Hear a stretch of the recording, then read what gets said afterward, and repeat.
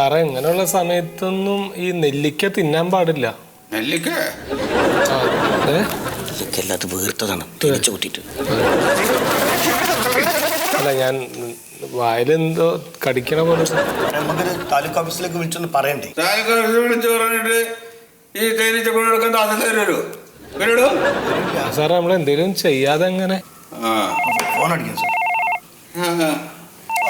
ഞാൻ എടുത്താ സാർ എടുക്ക് സാറേ. Hello good morning sir. ഉണ്ട് സാർ, കൊടുക്കാം സാർ.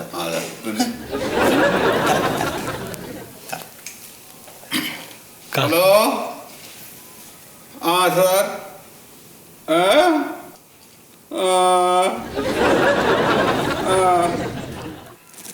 ശരി സാർ എത്തിക്ക. ഹലോ അതെ സത്യശീല സാർ തന്നെയാണ്.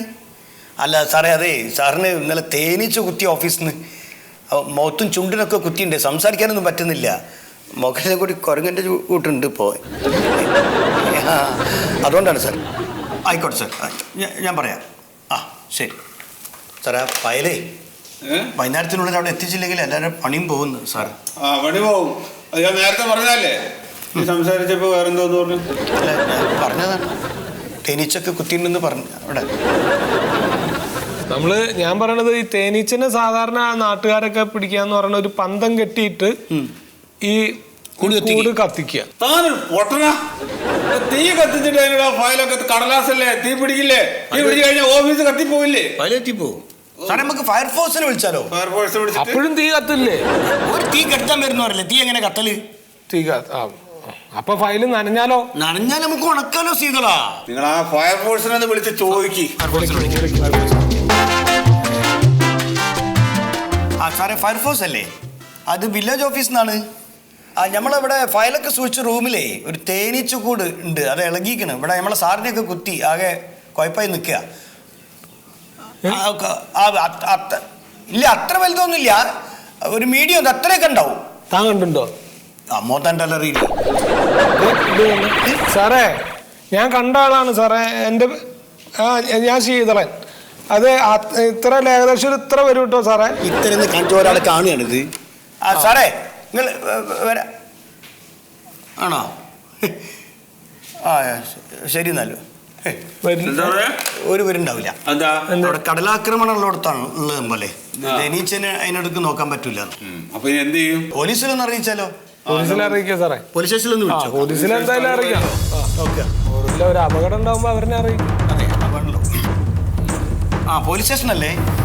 നമ്മുടെ വില്ലേജ് ഓഫീസറെ കുത്തി. അല്ല തേനീച്ച കുത്തിയതാ. അവിടെ തേനീച്ച കൂടി ഓഫീസിൽ ഇളകി എന്നിട്ട് എന്താ പറയുന്നത്? അതിവിടെ പറയാൻ പറ്റൂ സാർ. എന്ത് ചെയ്താലും ആ സാധനം അതിൻ്റെ ഉള്ളിൽ നിന്ന് എടുക്കാതെ പറ്റില്ല, ജോലി പോകും. എനിക്ക് ചിന്തിച്ചേ പറ്റൂ. ഞാനൊരാശയം പറയട്ടെ. നിങ്ങൾ രണ്ടുപേരും കൂടെ പോ, അപ്പൊ പകുതി കുത്തുകൊണ്ടേ പോരെ. നമസ്കാരം സാർ. നമസ്കാരം. എന്റെ സാറുമാരെ, എന്റെ കാര്യത്തിൽ എന്തെങ്കിലും ഒരു തീരുമാനം ആവോ ഇല്ലേന്ന് അറിയാനാ ഞാനിപ്പോ വന്നത്. തന്റെ പേര് മന്മഥൻ അല്ലേ? അതെ. തന്നോട് ഞാൻ ഇതിനു മുമ്പ് പറഞ്ഞിട്ടില്ലേ തന്റെ കാര്യം നടക്കില്ല എന്ന്? പിന്നെ എന്തിനാണ് വെറുതെ ആളുകളെ ബുദ്ധിമുട്ടിപ്പിക്കാൻ വേണ്ടി എഴുന്നള്ളുന്നത്? സാർ എന്റെ ജീവിത പ്രശ്നമാണ്. അങ്ങനെയാണെങ്കിൽ ഒരു കാര്യം ചെയ്യാം, തന്റെ അത് ശരിയാക്കി തരാം. താനൊരു കാര്യം ചെയ്യും, ആ ബാഗ് ഇവിടെ വെച്ചിട്ട് ആ വാതിൽ തുറന്ന് അതിന്റെ ഏറ്റവും മുകളിലത്തെ അലമാരയുടെ ഏറ്റവും മുകളിലത്തെ ഇതില് ഒരു ചുവന്ന ഫയൽ ഇരിപ്പുണ്ട്. അല്ല സാറേ അവിടെയല്ലേ? അവിടെ എന്താണ്? അവിടെ ഒന്നുമില്ല.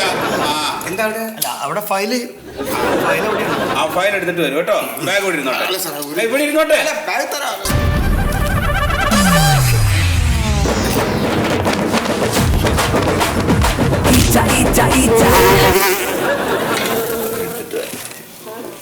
സാറേ പ്രശ്നമാവോ? എന്താ പ്രശ്നം? എന്നെ ഭീഷണിപ്പെടുത്തി നടക്കുന്നതാണ് അവനത് വേണം. നമുക്ക് ഫയലും കിട്ടും, അവന് കുത്തും കിട്ടും.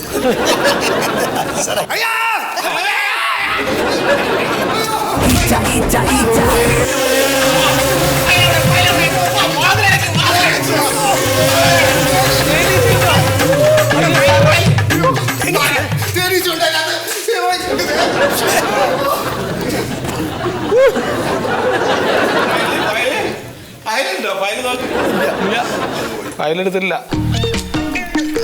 എന്തായാലും അടുത്ത ആള് വരുമ്പോൾ എടുപ്പിക്കാം. ഇത് കൊള്ളാട്ടോ സാറേ, ഇത് കൊള്ളാം. ഇതിങ്ങനെ നമുക്ക് ദേഷ്യമുള്ളവരെ ഒന്ന് ഫയൽ ഇടിപ്പിച്ചിട്ട് വിടാം. ആരെങ്കിലും ഒരാൾ ഫയൽ എടുത്ത് കൊണ്ടുവന്നാൽ നമുക്ക് കിട്ടുകയും ചെയ്യും.